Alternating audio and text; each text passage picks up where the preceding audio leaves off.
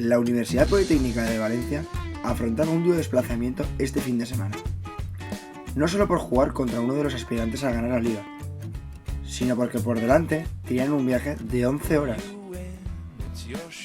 Algún iluminado pensó que la trilogía del Señor de los Anillos sería una buena compañía para amenizar el viaje, pero se equivocaba, por las diversas quejas y desplantes que se llevó la polémica trilogía a lo largo del camino.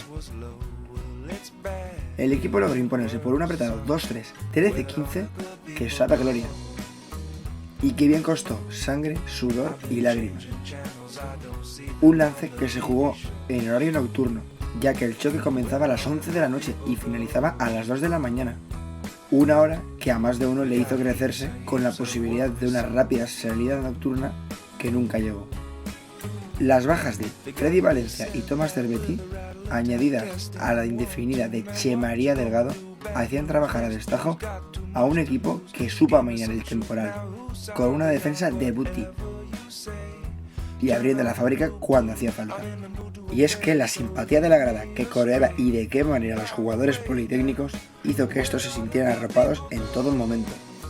También es verdad que algo tuvo que ver la visita guiada, por el que se ha alzado como el guía turístico del equipo Fernando Ferrier, a la catedral donde se rezó durante algunos minutos.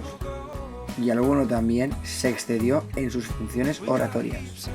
Embolie de placer, o no, para cambiar a Álvaro Villalba por Carlos Galera en el quinto set, después de una typical con F.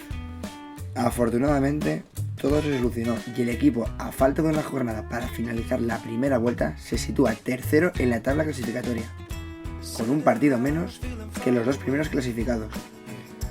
Huele a Copa Príncipe.